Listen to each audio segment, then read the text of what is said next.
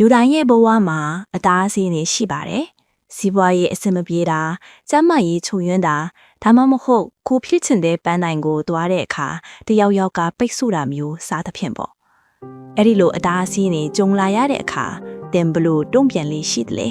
။အရှုံးပေးလိုက်မှလားဒါမှမဟုတ်အဲ့ဒီအသားအစီးကိုပဲလှေကားထစ်လုပ်ပြီးအပွဲကိုတက်လာမလား။ဒီနေ့မှာတော့ Ryan Holiday ရေးသားထားတဲ့ The Obstacle is the Way ဆိုတဲ့စာအုပ်ကိုအခြေခံပြီးရှေးရောင် Stoic ပညာရှိတွေအသုံးပြုခဲ့တဲ့ပြဿနာတွေကိုအခွင့်အရေးအဖြစ်ပြောင်းလဲနည်းအကြောင်းကိုတင်ဆက်ပြီးတော့မှာဖြစ်ပါတယ်။ပထမဆုံးအချက်ကတော့အမြင်မှာ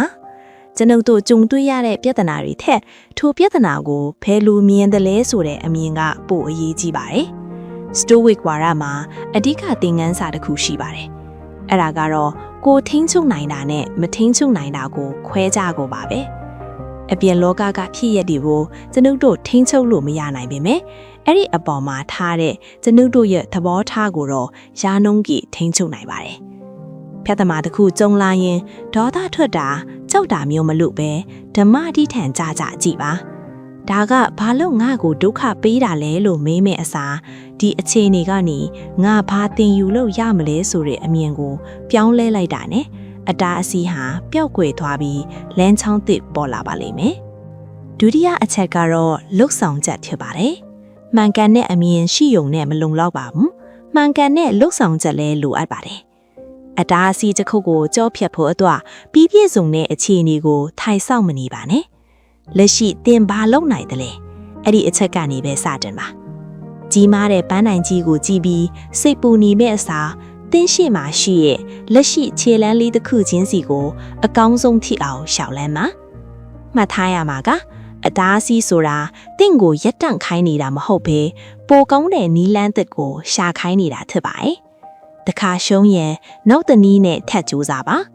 ဇွဲရှိရှိနဲ့ထိုးဖောက်တာဟာအတားအဆီးကိုလမ်းကြောင်းအဖြစ်ပြောင်းလဲပစ်လိုက်တာပါပဲနောက်ဆုံးအချက်ကတော့အတွင်းစိတ်ဓာတ်ပါအပြင်လောကမှာဘာတွေပဲဖြစ်ပျက်နေပါစေတင်းရဲ့စိတ်တည်ငြိမ်မှုကိုဘယ်သူမှလူယူလို့မရအောင်လေ့ကျင့်ထားဖို့လိုပါတယ်။ Stoic တို့က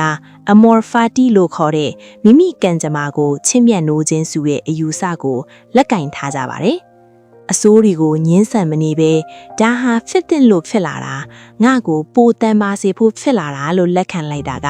တင့်ကိုအင်အားကြီးမစေပါတယ်။အတွင်းစိတ်မှာခိုင်ခံတဲ့ရဲတိုက်ကြီးတစ်ခုတိဆောက်ထားပါအခက်အခဲတွေကတင့်ကိုပြိုလဲအောင်လုပ်နိုင်မှာမဟုတ်တော့ပဲတင့်ရဲ့ဇရိုက်ကိုပုံမော့ထူးစီပေးမဲ့ကိရိယာတွေထက်လာပါလိမ့်မယ်ရောမအဂရိ Marcus Aurelius ပြောခဲ့တဲ့စကားခွန်ရှိပါတယ်လုတ်ဆောင်ချက်ကိုပိတ်ဆို့ထားတဲ့အတားအဆီးကပဲလုတ်ဆောင်ချက်ကိုရှေ့တိုးစေတယ်လမ်းမှာခံနေတဲ့အရာကပဲလမ်းကြောင်းထစ်လာတယ်ဒါကြောင့်ဒီနေ့ကစပြီးပြဿနာတွေကိုခောက်မနေတော့ပါနဲ့အဲ့ဒီပြဿနာတွေဟာတင်လျှောက်လျှောက်ရမယ့်လမ်းကြောင်းတွေပဲဖြစ်ပါတယ်။ဒီဗီဒီယိုကတဲ့အတွက်အကျိုးရှိမယ်ဆိုရင် like ပေးခဲ့ဖို့နဲ့နောက်ထပ်စာအုပ်ကောင်းတွေကိုနားဆင်ဖို့အတွက် subscribe လုပ်ထားပေးပါဦးနော်။အားလုံးကိုကျေးဇူးတင်ပါတယ်။